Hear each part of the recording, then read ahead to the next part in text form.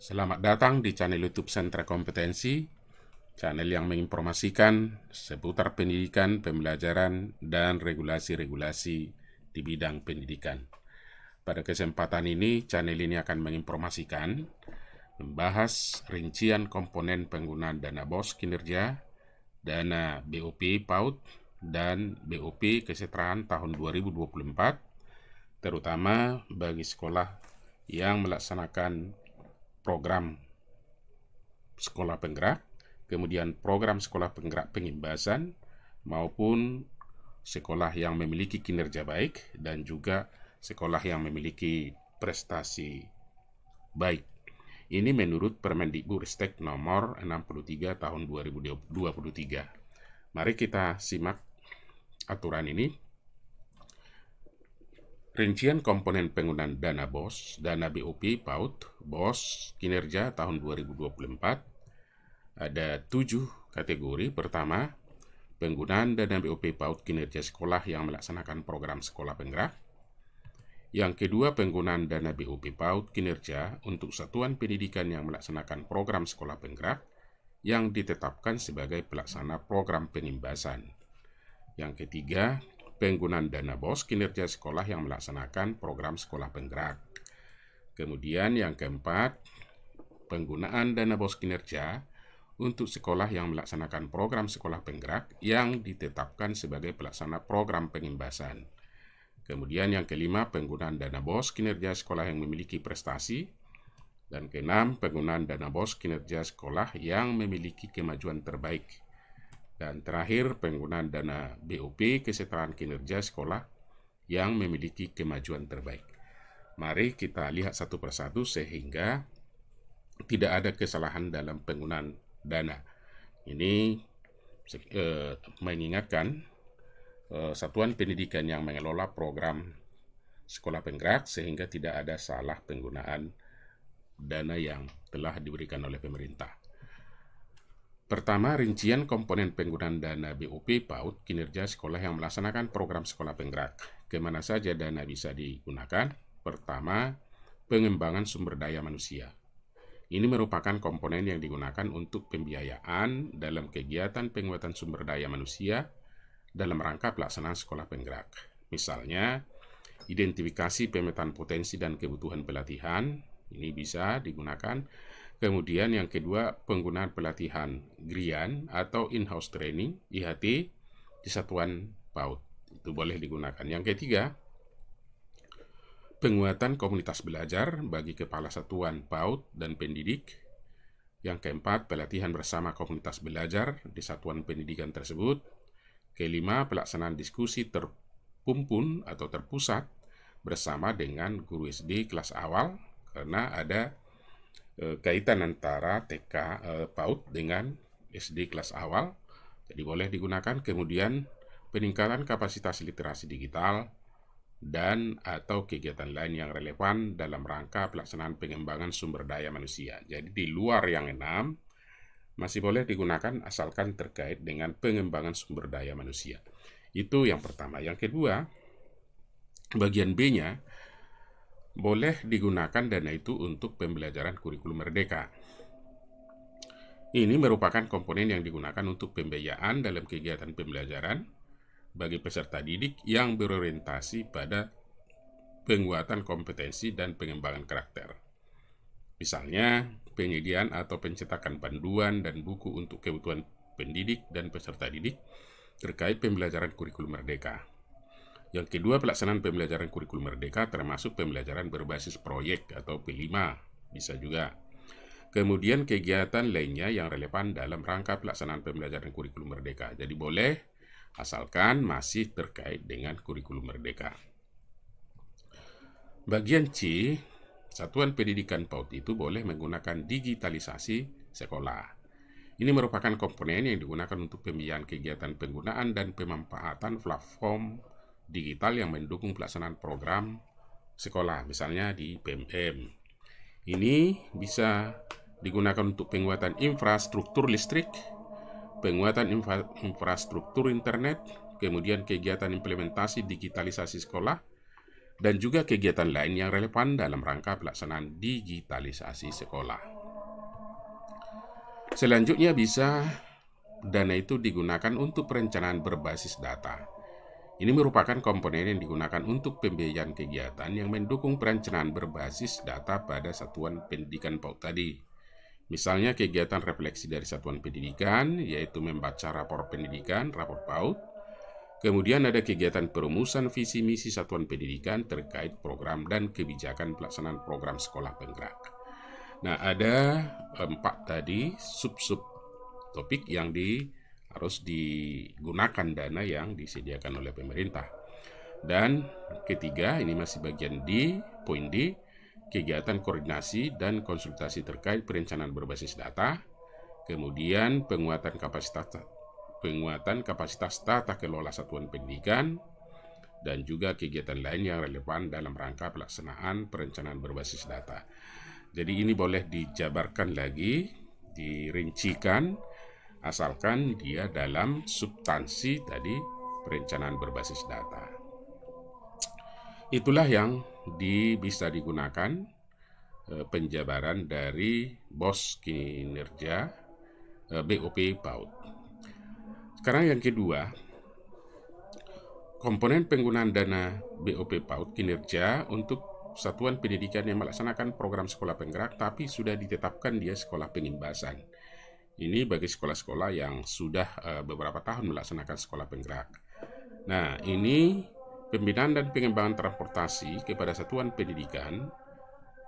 Kami ulangi, pembinaan dan pengembangan transformasi kepada satuan pendidikan lain yang melakukan peningkatan mutu dalam hal pengembangan sumber daya manusia, pembelajaran kurikulum merdeka, digitalisasi sekolah, dan perencanaan berbasis data yang melaksanakan dalam bentuk kegiatan seperti pelatihan, penguatan komunitas belajar, pendampingan. Jadi sekolah yang mengimbaskan kurikulum merdeka dan sudah mereka di-SK-kan boleh digunakan untuk pelatihan, penguatan komunitas belajar, dan pendampingan.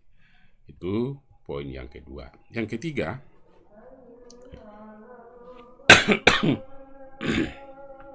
rincian komponen penggunaan dana BOS kinerja sekolah yang melaksanakan program sekolah penggerak. Ini tingkat SD, SMP, SMA.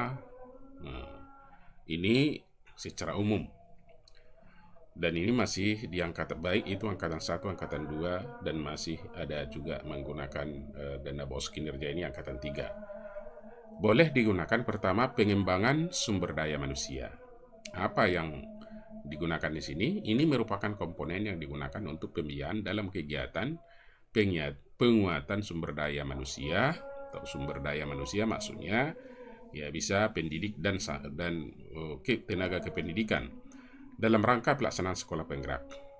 Misalnya, identifikasi pemetaan potensi dan kebutuhan pelatihan, penguatan pelatihan geriaan atau in-house training IHT di satuan pendidikan, kemudian penguatan komunitas belajar bagi kepala satuan pendidik dan pendidik, kemudian pelatihan bersama komunitas belajar di dalam maupun di luar, tapi ini lebih cenderung di dalam sekolah. Kemudian pelaksanaan diskusi terkumpul bersama dengan guru SD kelas awal, ini bagi SD. Kemudian peningkatan kapasitas literasi digital, kemudian kegiatan lain yang relevan dalam rangka pelaksanaan pengembangan sumber daya manusia, hampir sama dengan penggunaan BOP PAUD. Yang kedua dapat digunakan untuk pembelajaran kurikulum merdeka. Ini bagi poin B. Ini merupakan komponen yang digunakan untuk pembiayaan dalam kegiatan pembelajaran peserta didik berorientasi pada penguatan kompetensi dan pengembangan karakter. Seperti penyediaan atau pencetakan panduan, ada pelaksanaan pembelajaran kurikulum merdeka, termasuk pembelajaran proyek, pembelajaran berdiferensiasi, tematik, dan sebagainya.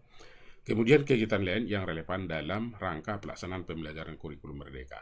Jadi boleh asalkan berkaitan dia dengan kurikulum merdeka. Poin C, ini digitalisasi sekolah merupakan komponen yang digunakan untuk pembiayaan dalam kegiatan penggunaan pemanfaatan platform digital, misalnya PMM, yang mendukung pelaksanaan program sekolah penggerak, seperti penguatan infrastruktur listrik, penguatan infrastruktur internet. Jadi bisa dana itu digunakan untuk menambah misalnya volume atau listrik, kemudian internet, menambah kapasitas internet. Selanjutnya bisa digunakan untuk loka karya implementasi digitalisasi sekolah seperti pengembangan media pembelajaran berbasis teknologi komunikasi TIK. Boleh juga digunakan penyediaan perangkat keras dan perangkat lunak dalam mendukung digitalisasi sekolah, tapi tidak keluar dari digitalisasi sekolah. Kemudian pembiayaan kegiatan lainnya relevan dalam rangka pelaksanaan digitalisasi sekolah. Kemudian poin C, dana tersebut bisa digunakan terhadap komponen pembiayaan kegiatan yang mendukung perencanaan berbasis data. Ini sangat penting sekali, maka semua sekolah penggerak dipastikan sudah melakukan perencanaan berbasis data. Itu melakukan kegiatan refleksi diri satuan pendidikan, kemudian kegiatan perumusan visi misi satuan pendidikan terkait program dalam kebijakan pelaksanaan program sekolah penggerak. Kemudian kegiatan koordinasi dan konsultasi terkait perencanaan berbasis data, penguatan kapasitas tata kelola satuan pendidikan, dan kegiatan lain yang relevan dalam rangka pelaksanaan perencanaan berbasis data. Nah, ini sangat penting dilakukan. Kemudian yang keempat, penggunaan dana BOS kinerja untuk sekolah yang melaksanakan program sekolah penggerak, tetapi sudah ditetapkan dia sekolah pengimbasan, program pengimbasan. Kemana saja dilakukan, digunakan. Ini digunakan untuk pembinaan dan pengembangan transformasi kepada satuan pendidikan lain, jadi mengimbas untuk melakukan peningkatan mutu dalam hal pengembangan sumber daya manusia, pembelajaran kurikulum merdeka, digitalisasi sekolah, dan perencanaan berbasis data yang dilaksanakan dalam bentuk pelatihan, penguatan komunitas belajar, dan pendampingan. Nah, ini BOS kinerja tingkat SD, SMP, SMA yang sudah ditetapkan menjadi pelaksana program pengimbasan. Jadi ada 3. Nah, inilah nanti yang dijabarkan di dalam RKS. Yang kelima, bagi sekolah yang memiliki prestasi, rincian komponen penggunaan dana BOS kinerja sekolah yang memiliki prestasi. Nah, ini asesmen, ini digunakan untuk melakukan asesmen dan pemetaan talenta. Ini merupakan komponen yang digunakan untuk pembiayaan kegiatan pelaksanaan asesmen dan pemetaan talenta peserta didik. Nah, pertama bisa juga penyelenggaraan asesmen talenta peserta didik untuk asesmen tes inteligensi umpama ya. Kemudian evaluasi dan inovasi sistem asesmen talenta peserta didik.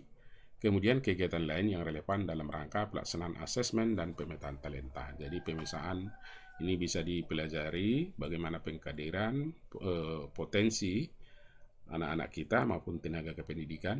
Silahkan dibaca apa maksudnya pemetaan talenta. Ini penggunaan dana BOS kinerja yang memiliki prestasi. Di poin B, pelatihan dan pengembangan talenta merupakan komponen yang digunakan untuk pembiayaan kegiatan pelaksanaan pelatihan, pengembangan talenta peserta didik, seperti peningkatan kapasitas peserta didik berprestasi, peningkatan kapasitas peserta didik berprestasi untuk melanjutkan karier belajar, apalagi di SMA, ya. Kemudian karena mereka mau masuk ke perguruan tinggi. Kemudian penyediaan sarana penunjang ketalentaan, penyelenggaraan kompetisi internal sekolah. Jadi kalau ada, karena ini juga bagian dari talenta, bisa kompetisi internal sekolah. Kemudian pembiayaan dan partisipasi komponen eksternal atau kegiatan lainnya yang relevan dalam pelatihan dan pengembangan talenta. Ini bagian poin B kalau digunakan dana itu pelatihan dan pengembangan talenta. Kemudian bisa juga digunakan untuk pengembangan manajemen dan ekosistem. Ini merupakan komponen yang digunakan untuk kegiatan pengembangan manajemen dan ekosistem sekolah. Misalnya budaya disiplin positif ya, yang akhir-akhir ini sedang mencuat untuk dilaksanakan masing-masing sekolah. Ini bisa juga peningkatan kapasitas guru dalam rangka asesmen dan pemetaan talenta, pengembangan kemitraan, pengembangan strategi manajemen talenta sekolah, perencanaan berbasis potensi ketalentaan sekolah, pengelolaan data dan informasi talenta, kemudian kegiatan lain yang relevan dalam rangka pengembangan manajemen ekosistem. Ini poin C yang bisa digunakan untuk sekolah yang memiliki prestasi baik. Kemudian poin D, boleh digunakan pembinaan dan pengembangan prestasi satuan pendidikan melalui program pengimbasan. Untuk sekolah pengimbas merupakan komponen yang digunakan untuk pembiayaan kegiatan pembinaan dan pengembangan kepada satuan pendidikan yang belum berprestasi. Jadi, bagi sekolah yang berprestasi, mereka diperkenankan mengimbaskan talenta atau kemampuan atau pengetahuan, pengalaman yang didapat ke sekolah lain. Ini seperti pengimbasan kapasitas sumber daya manusia, talenta sekolah pengimbas, kegiatan pemberian pendampingan dan layanan konsultasi, pelaksanaan pengembangan program manajemen talenta bagi pengimbas. Bisa juga pengembangan talenta sekolah imbas melalui kemitraan, kemudian penyelenggaraan kompetisi lokal antar sekolah bersama sekolah imbas, kemudian kegiatan lain yang relevan dalam rangka pembinaan dan pengembangan prestasi sekolah. Inilah yang 4 bidang penting yang bisa dijabarkan kepada poin-poin tertentu penggunaan dana bagi sekolah-sekolah yang berprestasi. Yang keenam, rincian komponen penggunaan dana BOS kinerja sekolah yang memiliki kemajuan terbaik. Ini bisa digunakan pertama untuk pembelajaran kurikulum merdeka. Ini fokusnya merupakan komponen yang digunakan untuk pembiayaan dalam kegiatan pembelajaran bagi peserta didik yang berorientasi pada penguatan kompetisi dan pengembangan karakter. Seperti fasilitasi penguatan kompetensi dan pengembangan karakter, boleh fasilitasi evaluasi pembelajaran berbasis rapor pendidikan, ini dianalisis. Selanjutnya, ini kegiatan lain yang relevan yang mendukung pembelajaran kurikulum merdeka. Ini tadi Bapak dan Ibu kalau sekolah kita menerima dana BOS kinerja yang memiliki kemajuan terbaik. Kemudian poin B-nya bisa digunakan untuk perencanaan berbasis data. Ini tadi sudah dijelaskan merupakan komponen dan pembiayaan yang mendukung perencanaan berbasis data di satuan pendidikan seperti penguatan manajemen tata kelola satuan pendidikan, penguatan kapasitas sumber daya tata kelola satuan pendidikan, dan juga kegiatan lain yang masih terkait dengan perencanaan berbasis data. Yang ketujuh, rincian komponen penggunaan dana BOP kesetaraan kinerja sekolah yang memiliki kemajuan terbaik. Nah, bagi Bapak dan Ibu yang memimpin sekolah, kesetaraan kinerja di sekolah yang sudah di-SK-kan, penggunaan dana tersebut bisa digunakan pertama untuk pembelajaran kurikulum merdeka. Ini merupakan komponen yang digunakan untuk pembiayaan dalam kegiatan pembelajaran bagi peserta didik yang berorientasi pada penguatan kompetensi dan pengembangan karakter. Misalnya, fasilitasi penguatan kompetensi dan pengembangan karakter, kemudian fasilitasi evaluasi pembelajaran berbasis rapor pendidikan dan kegiatan lain yang relevan yang mendukung pembelajaran kurikulum merdeka. Dan ini bagi sekolah-sekolah tadi, saya ulangi, sekolah yang ditunjuk sekolah kesetaraan kinerja sekolah yang memiliki kemajuan terbaik. Kemudian poin B bisa digunakan untuk perencanaan berbasis data. Ini tadi merupakan komponen yang digunakan pembiayaan kegiatan mendukung perencanaan berbasis data pada satuan pendidikan seperti penguatan manajemen, penguatan kapasitas sumber daya dan tata kelola satuan pendidikan, dan juga kegiatan lain yang relevan dalam rangka pelaksanaan perencanaan berbasis data. Nah, inilah 7 BOS atau jenis BOS kinerja dan rincian komponen penggunaannya yang bisa digunakan oleh satuan pendidikan baik di PAUD maupun mulai tingkat SD sampai SMA, dan ini semuanya dimasukkan ke dalam RKAS. Secara lengkapnya bisa diunduh nanti di kolom deskripsi channel ini supaya boleh dibaca Permendikbudristek nomor 63 tahun 2023 di lampiran 1, dan itu yang digunakan di tahun 2024. Sedangkan penggunaan dana BOS reguler itu tidak jauh beda dengan tahun sebelumnya. Permendikbudristek nomor 22 juga, tapi tahun 63 juga. Permendikbudristek nomor 63 tetapi tahun 2022. Terima kasih, semoga informasi ini bermanfaat bagi Bapak Ibu yang mengelola sekolah penggerak. Harap ini diperhatikan sehingga tidak ada yang salah dalam penggunaan dana. Sekali lagi atas perhatiannya kami ucapkan terima kasih.